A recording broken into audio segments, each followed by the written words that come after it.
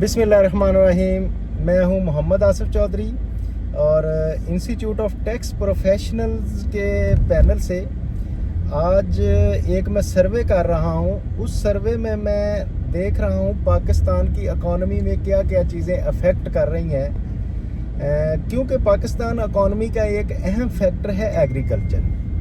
और एग्रीकल्चर के हवाले से बहुत सारी प्रॉब्लम्स मैं शेयर करता रहता हूँ। मुख्तलिफ जो फार्मर्स फील कर रहे हैं, जो इंटरमीडियरीज प्रॉब्लम फील कर रहे हैं, और बहुत सारे जो फिनेंसर हैं उनके वो भी फील कर रहे हैं। तो आजकल आम रूटीन में जो खबरें सुनते हैं, सोशल मीडिया पे सुनते हैं, टीवी प्रोग्राम्स में सुनते हैं कि जो फार्मर है वो बहुत बुरे हाल में है।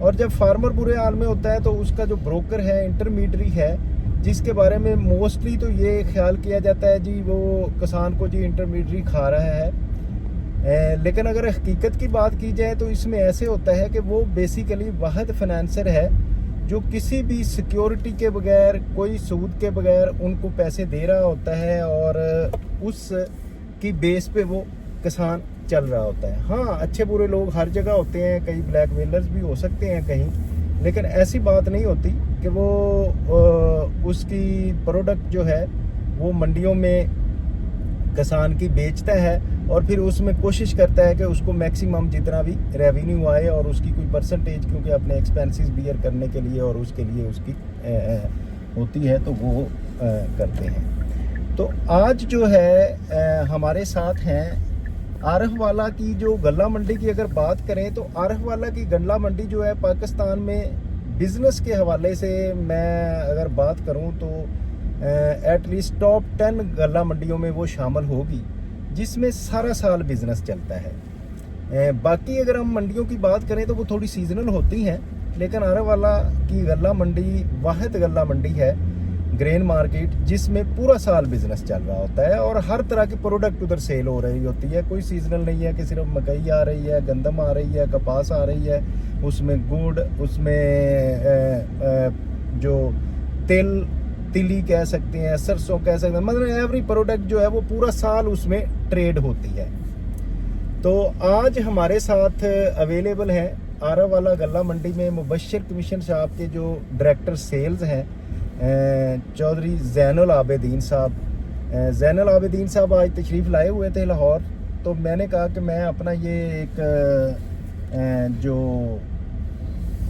मेरी रिसर्च चलती है इकॉनमी पे और क्या क्या फैक्टर करते हैं, तो मैंने कहा क्योंकि जो ज़ैनुल आबिदीन साहब हैं ये मंडी में काम कर रहे हैं ग्रेन मार्केट में, लेकिन एक पढ़े लिखे नौजवान हैं ये, माशाल्लाह इन्होंने ग्रेजुएशन की है, BBA है, इन्होंने इकॉनमी को भी समझते हैं और बिज़नेस को भी समझते हैं और वो ये काम कर रहे हैं। तो मैं समझता हूँ कि इनसे हमें एक बहुत अच्छा इनपुट आएगा। तो इस इनपुट के हवाले से सबसे पहले तो ज़ैन साहब हम आपको वेलकम कहते हैं इंस्टीट्यूट ऑफ टैक्स प्रोफेशनल्स के चैनल में। शुक्रिया जी आपका। आपने कुछ ज़्यादा ही तारीफ कर दी है, इस काबिल तो नहीं है हम।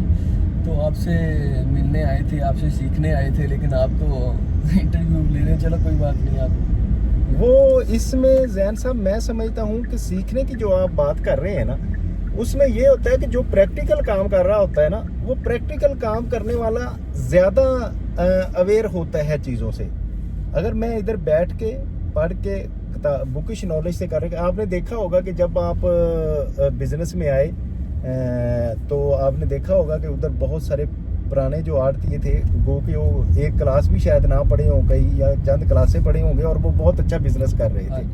मतलब ये था कि वो बिजनेस जो है उसके लिए ज़रूरी नहीं है कि आपको मतलब मैं अगर PhD मैंने की है तो मैं आप वाला बिजनेस बहुत अच्छे तरीके से आपसे ज़्यादा अच्छा कर सकूं, ऐसा पॉसिबल नहीं है। क्योंकि आप जो प्रैक्टिकल में लर्निंग करते हैं ना, उसका कोई नेमल बदल नहीं है। अब मैं अगर रिसर्च करूंगा ना तो मैं बुक्स से बाहर की बातें सुन के किसान के बारे में व्यू दूंगा।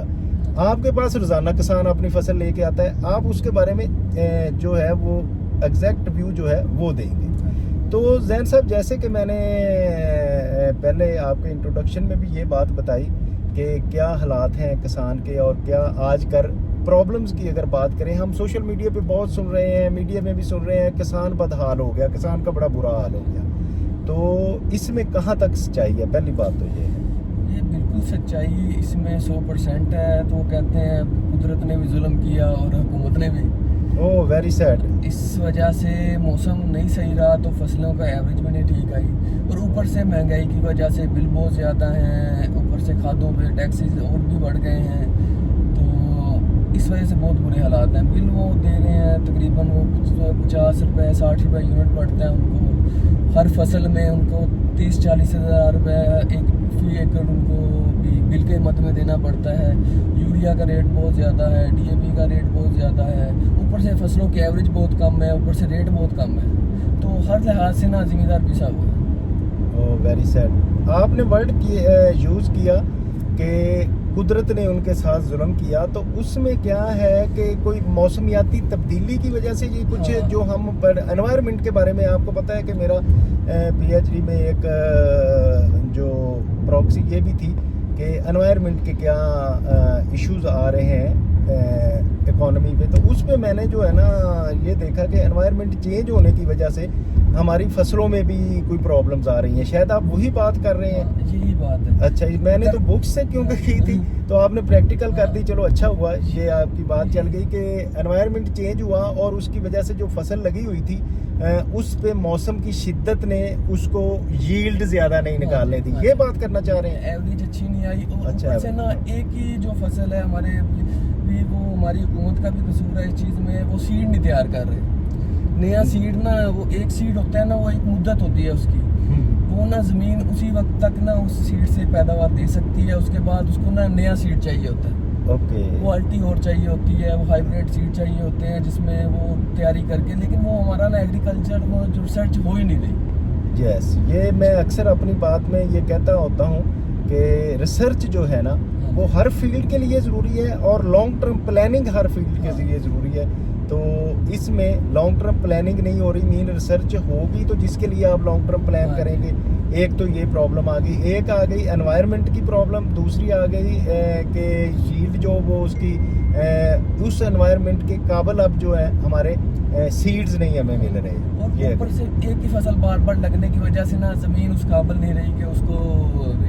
तो यहाँ मैं समझता हूँ कि किसान की ये जिम्मेदारी बनती है कि उसको वो अपनी ज़मीन पे फसल को इस तरह से चेंज करे कि वो, हम जब एग्रीकल्चर पढ़ते थे, जब मुझे याद है, तो उसमें ये बात कहती होती थी कि वो अपना तब्दील करें एक दफ़ा करके। उस वक्त तो ये भी कहते थे खैर ज़मीन को खाली छोड़ दें, लेकिन अब तो मेरा ख्याल किसान अफोर्ड नहीं कर सकता। अब नहीं कर सकता क्योंकि वो ठेका बहुत ज़्यादा है अभी। 2.5 लाख 3 लाख तक भी ठेका है एक फसल। अगर वो 3 फसल नहीं ले सकता तो उसको बहुत ज़्यादा नुकसान है। बहुत ज़्यादा नुकसान है। ठीक हो गया। अच्छा जैन साहब, ये इसमें आपने बड़ी अच्छी प्रॉब्लम्स ज़ाहिर है जो ग्राउंड जो रियलिटी है वो आपने बताई है ना कि एक इसमें एनवायरनमेंट की तब्दीली है जिसके लिए जो रिसर्च होनी चाहिए और उस एनवायरनमेंट के मुताबिक फसलें होनी चाहिए। वो मैं पॉलिसी मेकर्स को अपील करूंगा कि उस पर आप आएँ और वो इस तरह से रिसर्च करके लॉन्ग टर्म प्लानिंग करके जो अब तब्दीली हो चुकी है एनवायरनमेंट में, उस एनवायरनमेंट के मुताबिक फसलें किसानों को सजेस्ट करें और वो सीड तैयार करें उसमें। जी बिल्कुल, अपने हालात के साथ। ये हमारे सीड आता है बाइट से, इंडिया से आता है या दूसरे ममालिक से आता है, लेकिन उनके मौसम के हिसाब से होता है वो। एग्जैक्टली, बहुत अच्छी बात आपने की। हमारे मौसम के हिसाब से नहीं, हमारे पता नहीं क्या वजह है, हमें करना चाहिए लेकिन कर नहीं रहे हम। एग्रीकल्चर लैंड है, एग्रीकल्चर है, हमारी सारी इकोनॉमी उसी चीज़ पे चलती है, लेकिन उस पर फोकस 0% है। बिल्कुल, आप बस हर बजट में ये होता है अभी एग्रीकल्चर पे टैक्स लगाओ और एग्रीकल्चर पे टैक्स लगाओ। ये नहीं होता अभी एग्रीकल्चर को सहूलत भी दो आपको। बिल्कुल, सिर्फ टैक्स का होता है, टैक्स नहीं लग रहा, उनको कुछ बचेगा तो वो हुकूमत को टैक्स देंगे ना। अच्छा, वो टैक्स के लिए वैसे मैं आपकी भी इंफॉर्मेशन में इजाफा कर दूं, वो फेडरल गवर्नमेंट में तो वो एग्रीकल्चर इनकम जो है वो एग्जेम्प्ट है, लेकिन जो प्रोविंसेस हैं, प्रोविंसेस उसमें तकरीबन उसी रेट से टैक्स ले रहे हैं जिससे फेडरल गवर्नमेंट में बाकी टैक्स लिए जा रहे हैं। वो तो अलहदा बात है, हो सकता है कि प्रोविंसेस एक्टिव ना हो और वो उसमें कर नहीं रहे हो। अदरवाइज जो अब ला आया है प्रोविंस का, उसमें उन्होंने टैक्स के रेट एक तो बहुत बढ़ाए हैं और दूसरा ये है कि आप तो ग्राउंड लेवल को समझते हैं, उन्होंने कहा है जी उस जगह का जो डीसी होगा, उस जगह का जो तहसीलदार होगा, पटवारी होगा, वो कमेटी के मेंबर होंगे कि एक किसान की वो देखेंगे कितनी यील्ड आई है और उसमें कितना टोटल खर्चे आए हैं, तो इतना इसको प्रॉफिट हुआ है, इस प्रॉफिट पे ये टैक्स दें। तो वो टैक्स तो ले रहे हैं, अभी लगने की बात तो है, वो तो फेडरल में अगर नहीं है तो ये नहीं मतलब कि किसान टैक्स नहीं दे रहा, वो प्रोविंसेस में टैक्सेस दे रहे हैं और बहुत टैक्स बढ़ गए हैं। इसमें मेरी एक यूट्यूब पे वीडियो भी है, कभी इत्तेफाक हुआ तो वो भी आप सुनिएगा। मुझे इस पर इतनी इन्फॉर्मेशन नहीं थी, मुझे फेडरल का था, लेकिन इसमें एक और भी मिथ है जो स्टाकिया किसान को खराब कर रहा है। हाँ जी, ये अक्सर यूज करते हैं कि जी इंटरमीडियरी जो है ना, ये जो ब्रोकर है या कमीशन एजेंट है या मंडी में बैठा हुआ, वो किसान का सब कुछ वो लूट लेता है, ये एक मिथ है। तो इसके बारे में आप क्या कहेंगे? आड़तिया जो होता है वो लॉयर होता है, वो किसान का ना वकील होता है, उसको ज्यादा से ज्यादा रेट लेके देने वाला। ओके, मतलब नंबर एक तो किसान को डायरेक्ट असेस नहीं होगी, वो अगर आड़तिये के पास नहीं आता तो उसको असेस नहीं है कि वो अपनी चीज़ को जाकर बेच सके। जिसमें अब किसान जो है वो 1 एकड़ का भी किसान है, 2 एकड़ का भी किसान है, 50 एकड़ का भी किसान है और हज़ारों एकड़ के कारपोरेशन जो है वो भी किसान है। तो मेन ये है कि उसको असेस करने का उसका जो एडवोकेट है, वकील है, वो है आड़तिया। और इसमें होता है अगर आप कहें ना भी आड़तिया ना हो, मंडियों को दरमियान से निकाल दें, तो जो लेगा वो अपने रेट पे माल लेगा। जी बिल्कुल ऐसे ही। यहाँ पे कंपटीशन, मंडी में कंपटीशन होता है, मंडी में रेट निकलता है, तो फिर वो किसान को भी बेहतरीन रेट मिलता है। अगर वो ना होना, मंडियाँ निकल जाए, हर बंदे ने अपने हिसाब से माल लेना है, तो और जिम्मेदार को देना भी पड़ेगा। बिल्कुल जाहिर है। जैसे पहले हुकूमत लेती रही है, कनक लेती थी, अपने रेट पे लेती थी। अगर मंडियाँ हमेशा ज़्यादा होती थी, यील्ड कम होती थी, वो हुकूमत खरीदती थी, मंडियाँ ज़्यादा होती थी, लेकिन हुकूमत नहीं लेने देती थी, हम नहीं लेना है। इस बार हुकूमत ने लेनी है, वो किसान को बहुत ज़्यादा नुकसान हुआ है। अगर 4000 रेट था ना, तो वो तकरीबन 2200-2300 और इस वक्त कनक का रेट चल रहा है, गंदम का रेट चल रहा है, ऊपर से एवरेज बहुत कम है। तो इस वजह से ना उसमें भी बहुत नुकसान है, मक्की में भी बहुत नुकसान है। मक्की का रेट 2200 रुपये, 2200-2300 रुपये रेट चल रहा है और एवरेज बहुत कम है। मौसम की वजह से, जैसे क्लाइमेट चेंज की वजह से वो इंटरनेशनल वगैरह भी चल रहा है, तो उसकी वजह से उसकी एवरेज भी कहाँ, उसकी सवा भी 125 मन 110 मन आनी चाहिए थी, वो 60-70 मन आ रही है। ऊपर से रेट नहीं है, रेट भी होना चाहिए, लेकिन वो रेट भी नहीं है। पता नहीं हुकूमती पॉलिसीज़ की वजह से या फसल ज़्यादा लग जाती है, ये भी एक मसला है। हुकूमत बताती नहीं है, एरिया डिवाइड नहीं करती है, इस एरिया में ये फसल होनी चाहिए, इतनी लगनी चाहिए और इस तरह से एक्सपोर्ट होनी चाहिए। हमारे यहाँ बेतुका चीज़ है, अगर चीज़ पड़ी हुई है एक्सपोर्ट, प्लानिंग की कमी है, प्लानिंग की कमी है कि प्लानिंग नहीं है, वो चीज़ इंपोर्ट करवा लेंगे। अब देखें, चीनी एक्सपोर्ट कर दी उन्होंने और फिर हम इंपोर्ट करवा रहे हैं, अब इंपोर्ट करवा रहे हैं और वो महंगी पड़ेगी। ज़ाहिर है अगर महंगी, अगर इस बात से आप हट जाएं कि वो जो चीनी की जैसे बात हो रही थी, इस बात से हट जाएं कि रेट क्या है जी। देखें ना जी, एक चीज़ को आप एक मुल्क से दूसरे मुल्क एक्सपोर्ट कर रहे हैं, उसमें उसके कैरेज, उसकी हैंडलिंग, उसकी प्रोटेक्शन, ये सारी चीज़ के खर्चे और फिर लाने के खर्चे, आपकी क्या प्लानिंग ऐसी नहीं है कि 1 साल तक आप प्लानिंग कर लें? तो वो प्लानिंग जो है अच्छी होनी चाहिए, मैं इस बात से एग्री करता हूँ। तो जैन साहब, आपकी चीज़ों से जो मैं अभी तक अंडरस्टैंड कर सका वो मैं अपने नाजरीन को भी बताता हूँ, या मेरे नाजरीन भी ये अंडरस्टैंड करेंगे कि इसमें अफेक्ट रहे जिसकी वजह से किसान का बुरा हाल हुआ, उसमें क्या क्या अफेक्ट रहे। वो उसमें एक मौसमियाती तब्दीली जो है वो अफेक्ट रहा। दूसरा ये है कि जो आउटपुट्स थी, उनकी प्रोडक्ट्स थी, उनके रेट्स कम रहे मार्केट में। उसकी शायद वजह ये है कि हम अपनी प्रोडक्ट को पूरी बाहर की मंडियों तक बेच नहीं सके, एक्सपोर्ट नहीं कर सके, हम उसकी प्लानिंग नहीं कर सके, तो जिसकी वजह से चीज़ें ज़्यादा होने की वजह से रेट कम रहा। फिर एक आपने चीज़ बताई कि ये इनपुट जो है उसके लिए खाद, स्प्रे, और अगर कोई ज़िम्मेदार पट्टे पे या ठेके पे ज़मीन लेके काश्त कर रहा है तो उसका जो रेट है वो बहुत ज़्यादा होने की वजह से इनपुट की कास्ट बहुत ज़्यादा रही। तो ये सारी चीज़ें अफेक्ट हुई जिसने किया। अब अगर मैं किसान की बात करूं तो किसान का इन सारी तीनों चीज़ों पे इख्तियार नहीं है, ना वो रेट बना सकता है, ना वो प्लानिंग एक किसान कर सकता है कि उसको मैं कितनी काश्त करूं, कौन सी करूं, क्योंकि पूरे मुल्क में कितनी वो नहीं प्लानिंग कर सकता। पूरे मुल्क की या एक सूबे की तो गवर्नमेंट कर सकती है। तो मैं ये एग्रीकल्चर डिपार्टमेंट से इस हवाले से रिक्वेस्ट करूंगा कि आप इसमें एक तो लॉन्ग टर्म प्लानिंग इस हवाले से करें कि मौसमियाती तब्दीली के हवाले से उसमें जो अफोर्ड कर सके इस मौसम को, वो बीज वगैरह जो हैं उनके लिए रिसर्च करें। फिर आप ये प्लानिंग करें कि कितनी हमारी टोटल कास्ट होनी चाहिए और कितनी अगर एक्सेस हो गई है तो उसको हम एक्सपोर्ट की जो मिनिस्ट्री हमारी है वो उस पर काम करे कि उस चीज़ को एक्सपोर्ट कर दें ताकि उसका रेट जो है बेहतर आ सके। और ये तो हो गई गवर्नमेंट के एंड पे सारी, मैं समझता हूँ इस तरह की जो चीज़ें हैं। अब आप क्या समझते हैं कि इसमें किसान इटसेल्फ भी कुछ रिस्पॉन्सिबल है अपने इस हाल का? उसकी कहाँ तक वो बेहतरी कर सकता था जो नहीं कर सका? या कुछ आपके पास तो हर तरह के किसान आते होंगे ना, कुछ होते होंगे कहते होंगे मैंने बहुत अच्छा कमाया है, कुछ कहते होंगे नहीं जी मैं तो लुट गया हूँ, हर तरह के आते होंगे। क्या आपने कभी फील किया कि किसान का इख्तियार कितना है अपनी प्रोडक्ट पे? किसान का इख्तियार भी तकरीबन उसमें होता है, मेहनत का होता है। अभी वो टाइम पे चीज़ कर रहा है, टाइम पे पानी लगा रहा है, वो टाइम पे वो उस फसल को ये डिजीज़ आई है तो उसको डायग्नोज कर रहा है टाइम पे, उसको टाइम पे ट्रीट कर रहा है, उसको सब कुछ कर रहा है। Time is very important. वो टाइम पे काम कर रहा है तो उसकी फसल मुझे लगता है बाकी जो टाइम पे नहीं कर रहा ना उससे बेहतर होगी। टाइम होता है हर चीज़। अब फसल लगाने का टाइम ही नहीं है, वो लेट हो गया 10 दिन या 10 दिन पहले हो गया तो इससे बहुत फ़र्क पड़ता है जी। यानी कि किसान को अपनी टाइमिंग जो है यकीनन के, अगर जैसे आप अभी हम बात कर रहे थे पहले कि मकई जो है वो अफेक्टेड किस लिए हुई कि गर्मी ज़्यादा आ गई और वो उसका अभी जो आप कह लें जो सीड था या सिड्डा था उसका वो प्रॉपर मैच्योर नहीं हुआ था तो ज़्यादा गर्मी ने उसको पका दिया जिसकी वजह से उसकी यील्ड कम आई।